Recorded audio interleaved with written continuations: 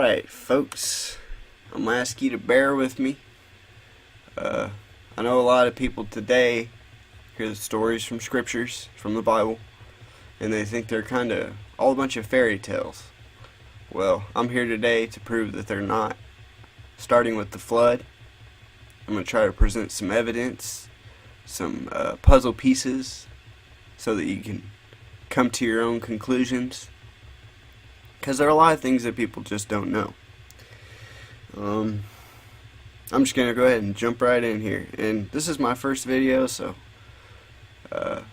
try to excuse my voice and my shyness. Trying to get over it. But here you can see this huge crack that runs the length in between these continents here. And the first thing that should be noticed by everybody is that it follows the contour of the coastlines. I mean, you could just about literally move it right over and it would match the coastlines of both Africa, South America, the North American continent. But if you'll notice, it's not just a long ways crack, it's lengthwise too. You see all the cracks that run along? It's hard to see from this picture, that's why I got you the next one. That what happened here wasn't just one big split. This whole region here swelled, bowed up. I mean, it's obvious that it swelled up, cracked, and then fell back down, as it were. There's even huge slips here where you can tell where the line doesn't continue in the way it should, but it slipped because of these huge cracks. Like right here, you can see it discontinued going in the direction it would had and was slipped and moved. Now, this right here, mainstream science, will tell you is a result of the seafloor spreading. That's a bunch of hooey and hogwash, and they know that.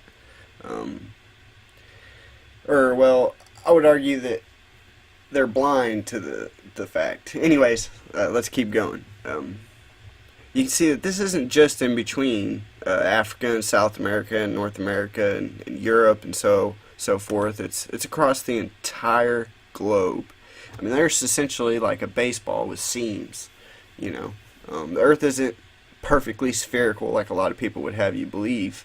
It is actually very far from spherical. And here at the bottom of the oceans we have these huge raised rifts that were once obviously raised. You can tell by the cracking. But science will tell you that this is just the ocean floor spreading. Well, what's causing this spreading underneath the rift? What's doing that? I mean, it's not just... Honestly, the answers that science comes up with really kind of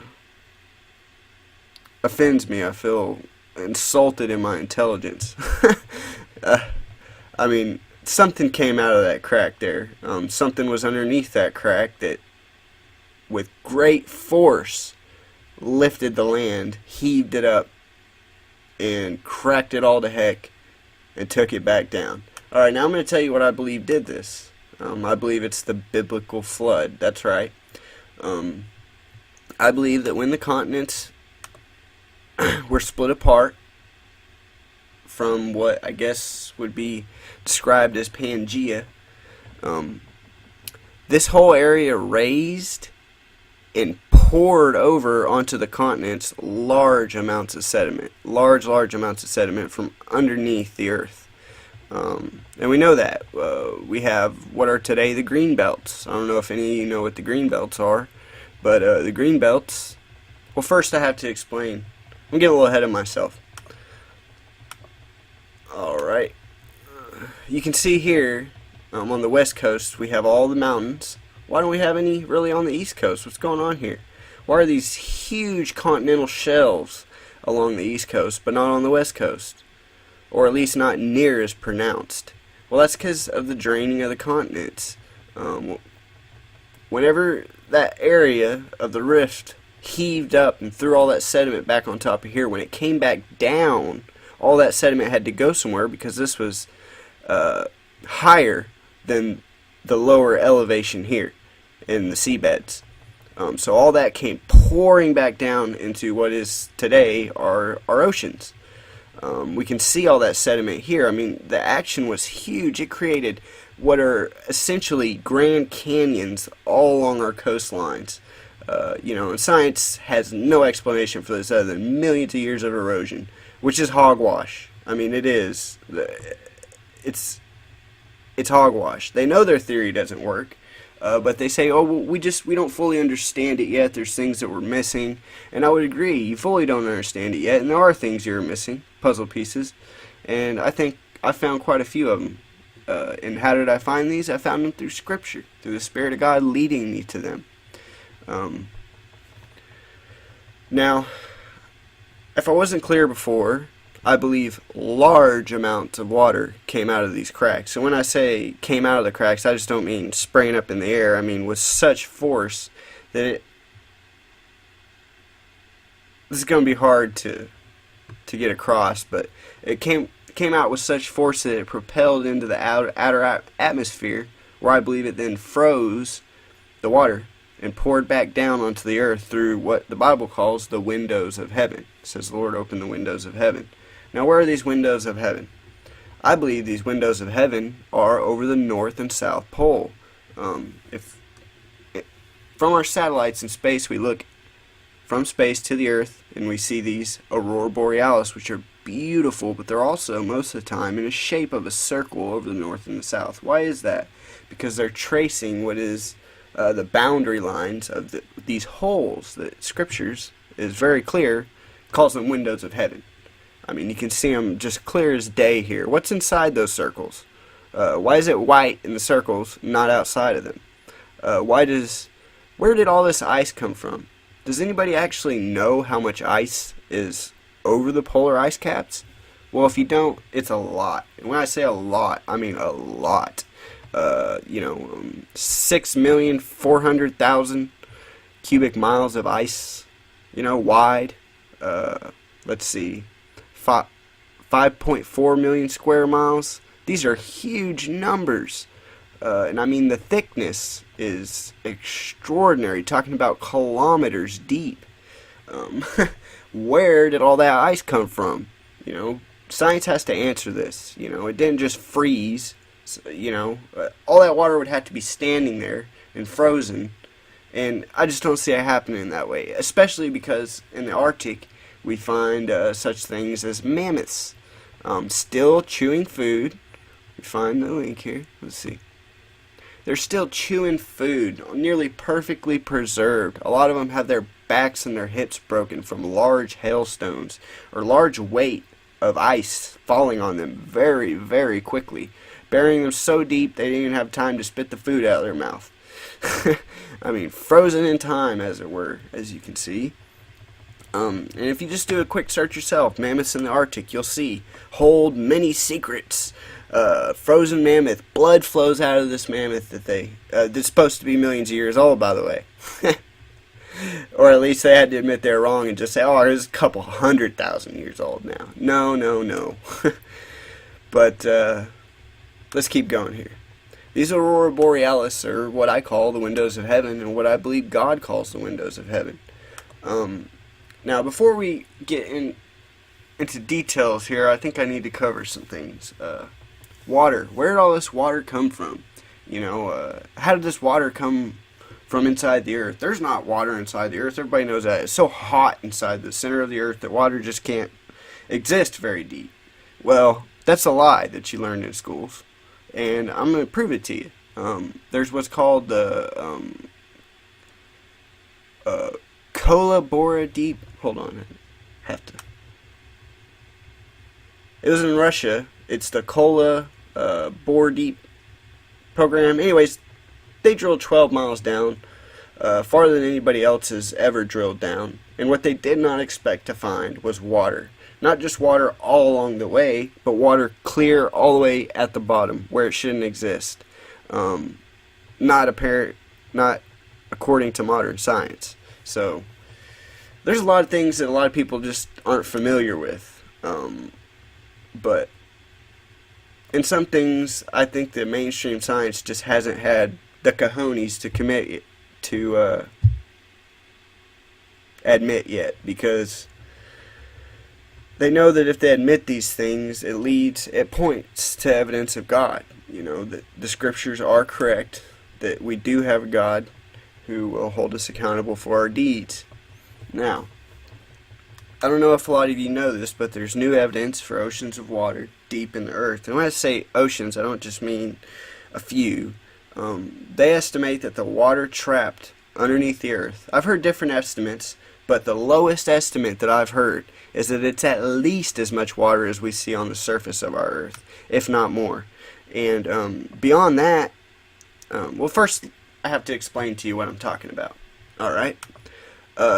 In our mantle, the very first part of our mantle, we have a mineral called olivine. Olivine is green. You may have seen it. It's also called peridot. What a lot of people don't know is that it's highly pressurized gemstone, and that it makes up a large portion of our upper mantle. And when I say a large, I mean it's the most abundant mineral. So if you could imagine how much of it there is, there's a whole lot of it. I mean, a whole lot of it. But this olivine has water trapped in it, highly pressurized water. And that's what they're getting at here in these articles about the oceans deep. They found that inside all of this olivine is water trapped. And, well, let me keep going. There's not only olivine, but when you go a little deeper, there's a new mineral. Or, well, not a new mineral, it's a different mineral than olivine, and it's called ringwoodite. Olivine's green, ringwoodite is blue. Ringwoodite also has water trapped in it, which it took them a while to figure that out, but once they did, and also it's under high pressure, very high pressure, not just because of how deep it is in the earth, but because it's highly pressurized, meaning, let's say, if you cracked that open and added some oxygen to it, it would explode violently, very violently. A lot of people don't know some of the newer experiments that have been revealing some startling things. Like, for example, a German physicist had an accident while he was doing an experiment. He had an exotic form of silicon, which is essentially porous silica, from inside the earth, from deep inside the earth. It's hard to find on the surface, but anyways, this form of silicon, he did an experiment. He put it inside a vacuum tube, and he cooled it down to the temperature of liquid nitrogen, which is very, very cold. It'd be like space cold, you know, very, very cold. It's basically in a vacuum. There is no heat. It's nearly as cold gets. So, anyways, here in this vacuum tube, he has this silicon, and he's super cooling it to see what it does, when suddenly a leak in their equipment allowed air into the device. The silicon exploded. But the silicon didn't just explode. It exploded with 7 times as much energy as TNT. And it explodes 1,000,000 times faster, you know, in terms of how quick it goes. Very, very quick. And pretty much now they're calling it the strongest explosive known to man. That's how powerful it is in its explosion. And not only this, but so much new work's being done, and we're just finding out new and amazing things about our Earth. Like, we didn't know for the longest time that planet Earth makes its own water from scratch deep in the mantle. And it's amazing. I'll try to explain it the best I can. But inside quartz and other things like olivine and all these others, minerals that are deep down inside the earth, well, first, you got to understand these minerals are under pressures 20,000 times higher than the atmospheric pressure on the surface of the earth. Silicon dioxide, if it were to be exposed to liquid hydrogen, it would cool it down. And anyways, in the absence of oxygen deep down inside the earth, this water can be ready to be made. All of the necessary pieces are there. All it needs is oxygen. So if you can imagine a large crack going down there and introducing oxygen, what would happen? A very large explosion. Very, very large explosion. You know how little of an amount exploded in that experiment with such violent force. Imagine how much is under the earth and all those minerals. I mean, it's really unimaginable and unfathomable. But here we see that they're postulating that earthquakes, now they're finally starting to understand a little bit more about them, that what causes earthquakes is probably what's being described in this article, and that powerful new explosive force they found. Studies over the past few years have found evidence of several oceans worth of water locked up in rock, as far down as 1,000 kilometers. I mean, it's just amazing that this research hasn't found the light of day amongst mainstream science. You know. But anyways, so my point is here is that there is such a trying to think of the right word.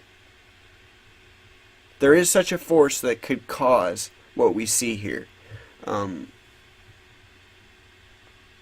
of course could create as much water as the Bible says was created. It says that he broke up the foundations of the great deep. Whenever he broke up the foundations of the great deep, and oxygen is exposed to the great deep, where all that water is just ready to be made, all it needs is a little bit of oxygen. And you got to understand, there's many different forms, or many different minerals. We got olivine in the first layer of the mantle, ringwoodite a little deeper, and then deeper than that, there's wadzolite. And wadzolite is the one that it's under the highest amount of pressure. And the thing about wadzolite, it doesn't have oxygen, and all it needs is oxygen. But up in the higher, closer to the surface of the earth minerals, there's actual water, meaning no oxygen is needed. The water's already water, and not only that, but it's under high amounts of pressure, meaning that little bubble is very small here, but if you bring it to the surface of the earth and expose it, bring that water out of there, it would be 3 times the mass on the surface than it is down here, because it's under pressure down here. I know that's hard to imagine, but that's just the way it is. So in the upper mantles we have olivine that's just been smashed to bits, with water trapped all in there from obviously some kind of formation. In fact, I believe olivine was probably created during the flood from the more powerfully pressurized forms like wadzolite. What I'm saying is olivine is a result of what happened. And olivine was probably created during this event. And it could be possible that all of them were created during this event, and there's something, a precursor to all these that we have yet to discover. I don't know. But the point is, it's all there. It's very, very, very possible. And yeah, I mean, do your own research. Look, so many articles.